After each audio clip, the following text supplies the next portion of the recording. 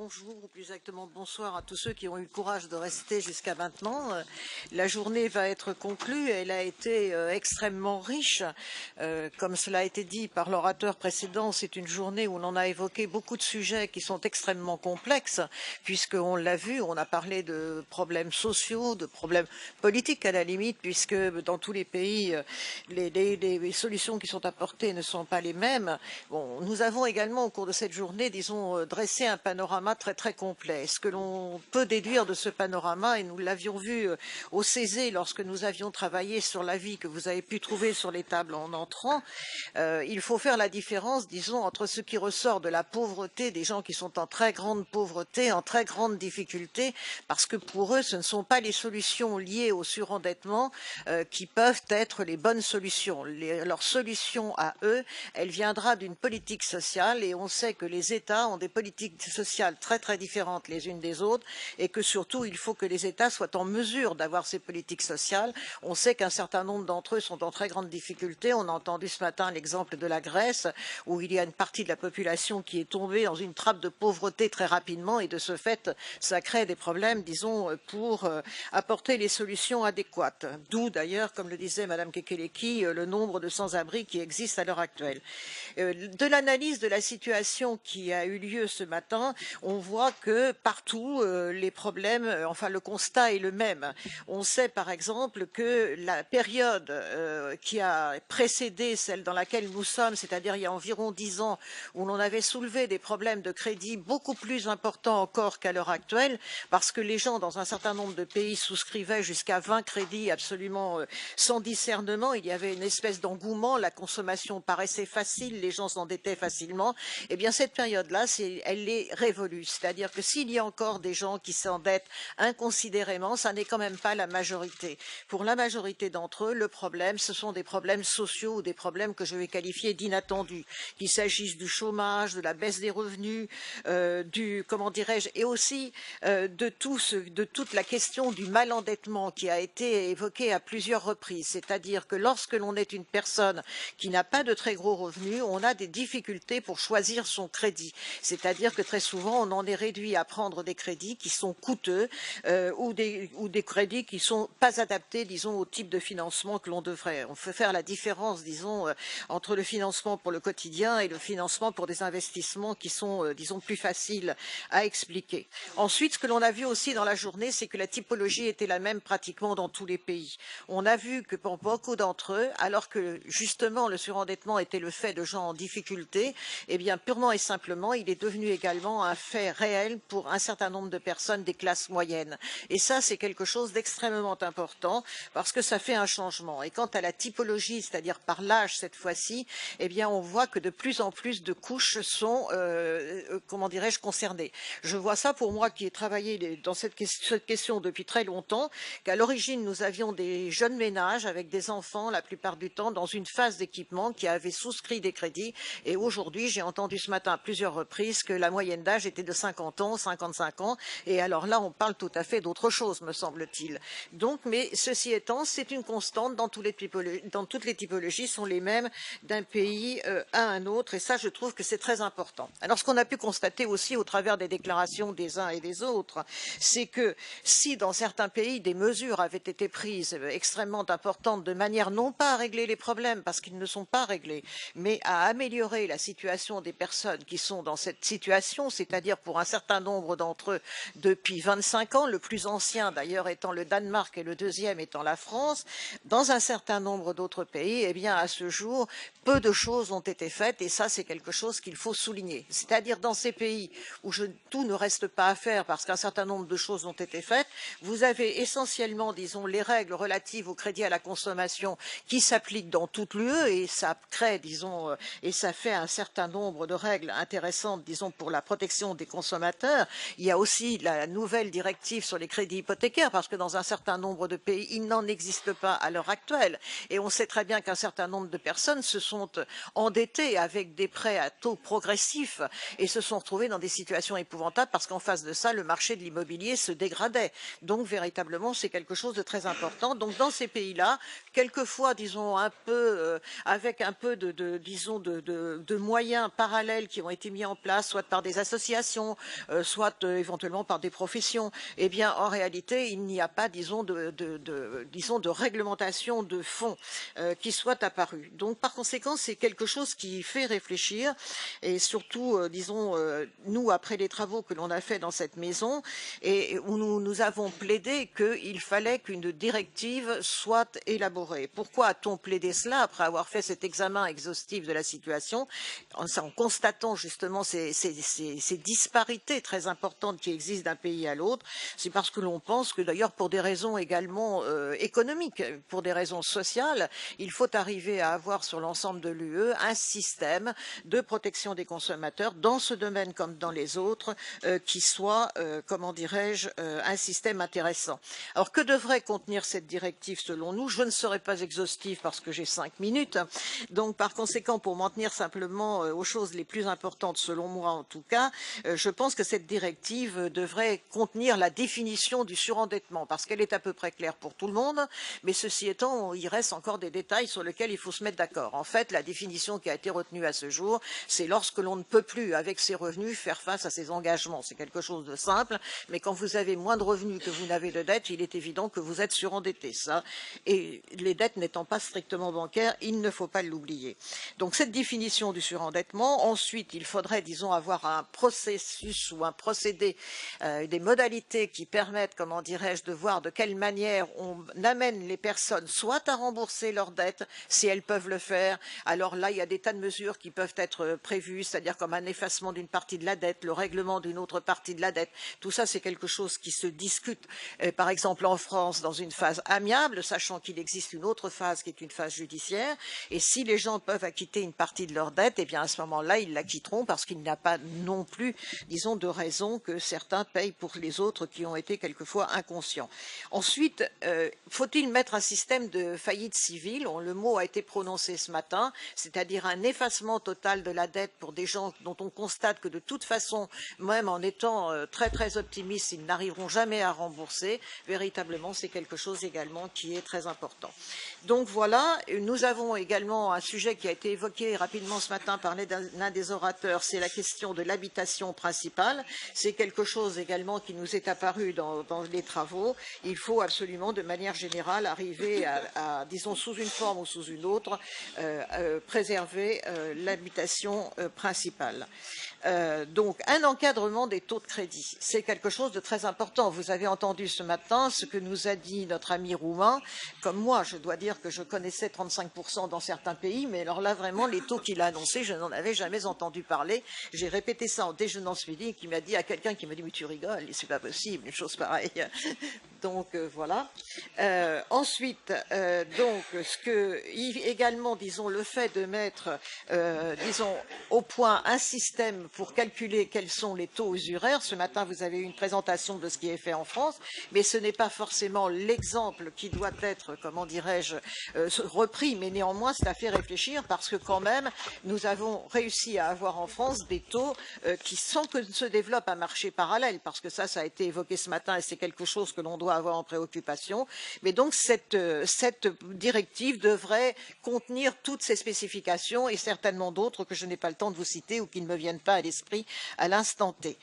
À part ça, je pense que vous avez eu les uns et les autres, quand vous vous êtes exprimés sur la nécessité de conseils gratuits et indépendants, j'ajoute, et indépendants des banques, me paraît extrêmement important. Je dois dire que là, vraiment, c'est très sympa parce que vous me faites défiler tout un tas de visages devant moi, mais bonjour monsieur. Donc, je pense que de toute façon, il y a véritablement quelque chose. Alors, je vous ai parlé de la question judiciaire, c'est-à-dire la phase amiable, la phase judiciaire qui devrait financer l'information sur le crédit et, comment dirais-je, l'information sur le crédit et comment dirais-je, une chose qui est reconnue et on sait qu'elle n'est pas faite suffisamment, même quand il y a des lois qui existent, donc il y a certainement là aussi des choses à faire, mais disons que c'est moins fondamental et que c'est peut-être plus national. Donc voilà, en ce qui concerne donc le Conseil, je veux revenir à cela. Je crois que c'est très très important. Maintenant, il faut quand même admettre que nous sommes dans une société assez individualiste et que c'est assez difficile de demander aux consommateurs d'aller prendre des conseils, disons d'emblée. C'est ce qu'il faudrait qu'ils fassent, parce qu'on sait très bien que, par exemple, le taux du crédit, d'une façon ou d'une autre, est fonction du taux et fonction du temps. Donc, si on pouvait leur expliquer comment ça marche, ce serait pas mal.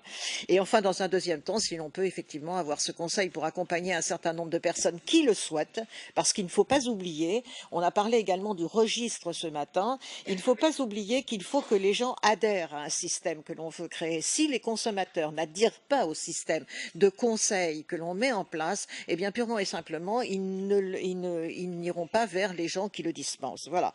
Voilà ce que je veux dire et je vais conclure de la manière suivante. Je ne sais pas si j'ai dépassé mon temps.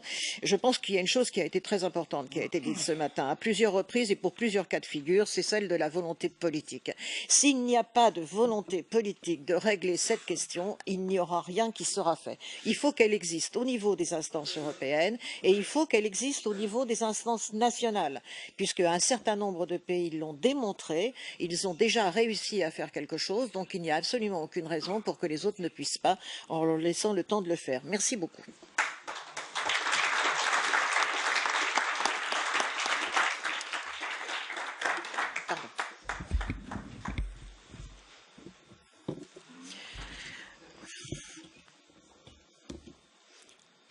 Hello, everybody.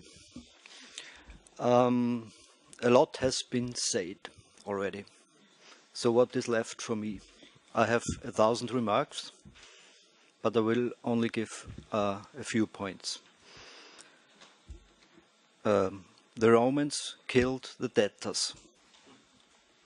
The Europeans in the 21st century let them suffer for 3, 5, or 10 years, or don't let them out of their debts, the debtors and their family.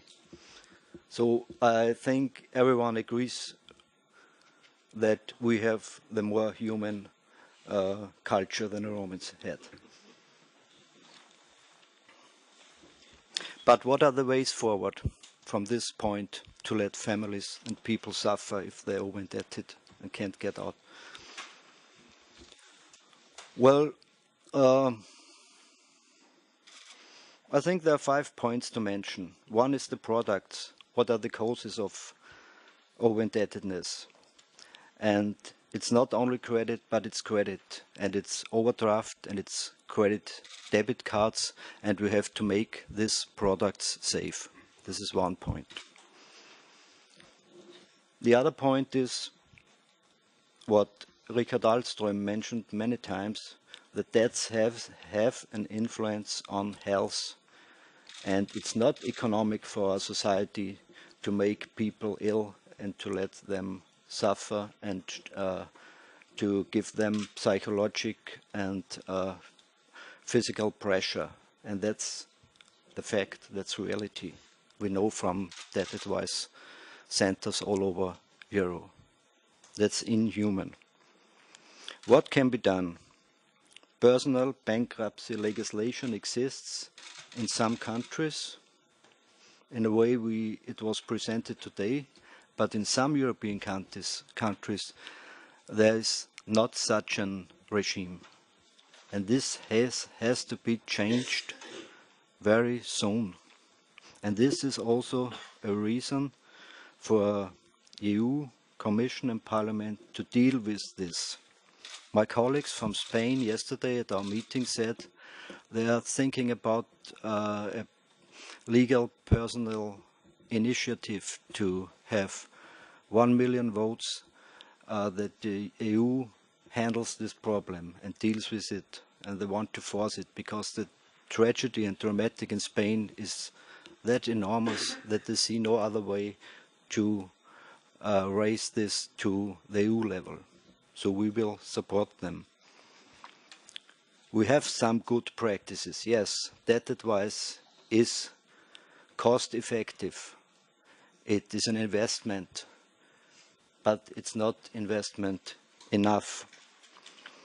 we as the European Consumer Debt Network, just to give you a figure, and the EFIN, the European Financial Inclusion Network, do you know the annual budget we have? Olivier, what's your budget? Plus zero? Well, we try to reach 10,000 euro, but we don't succeed.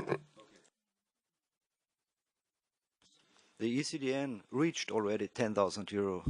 We succeeded for a few years.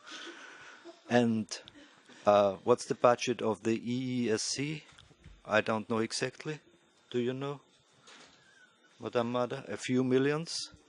But what really helps is that small organizations and big bodies work together on this issue. And if these fundamental big organizations listen to the smaller ones that have no resources or limited resources, we can achieve a few steps on the way forward. And that is what we want to try in the future. And thank you on behalf of the ECDN and EFIN for EESC to make it possible to have this conference.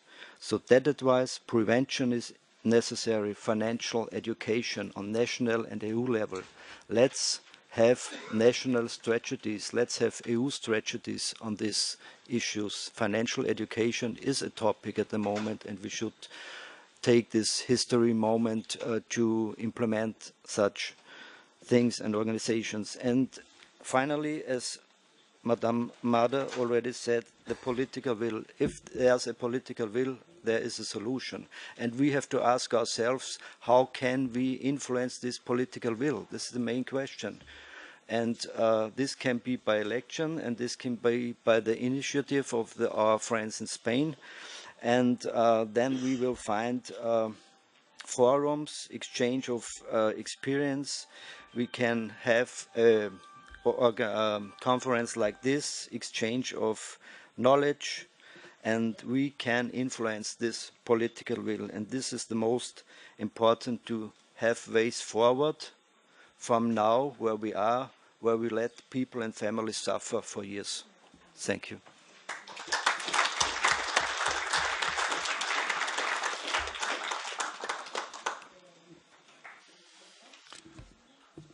So the very last words before 4 o'clock. Be sure I won't probably not last until 4 o'clock. I want first of all to tell you that what we were thinking about proposing conclusion and recommendation at the end of this conference day will be a starting point for working on these issues, and with the partners, with the Social and Economic Committee, with ECDN, EFIN, and I think other partners, we will start to work next year to fine-tune, to try really to dedicate times in order to propose very effective, very much policy-oriented recommendation, but not only for the EU. The EU has things to do, but also at national level, and probably some elements might be relevant at regional level as well. So I think we really have to think where the solution and where the changes can be implemented at the best place to be efficient. So we will work, it's starting workshops, and you will certainly receive from us some news. Probably we schedule that for next year at more or less in December probably. We will issue a position paper on all these matters, and everyone here who want to share experience, knowledge, good or bad practices in order to complete this work is really welcome to participate and to join us, of course. I would like also to present to you the other elements that might be implemented in by EFIN, because EFIN is not only dedicated to over-indebtedness situation issues, but also financial inclusion as such. And as it has been said already, savings and the fact that 27% of the people don't have any means to face unexpected expenditures is an issue, because how to combat on the ground over-indebtedness if, for example, we can't solve anything and we can't propose anything. So savings is also an issue that will be treated next year, and we do have a working group that will provide and disseminate a position paper next year related to that. So this is the element I wanted to tell you. So it's a starting point. I invite you to follow the information of the activity of our two network. And also, for the very last words, I just wanted to thank the partners, because I think we achieved a very good conference day, and thanks for your efforts. And also, I would like to make a special thanks to BEUC and Réseau Financité, which are let's say the partners in the shadow of this conference, but really invest a lot in this preparation to make it possible. So thanks for you, and thank you for your attention. Thank you very much, and have a nice evening. Goodbye.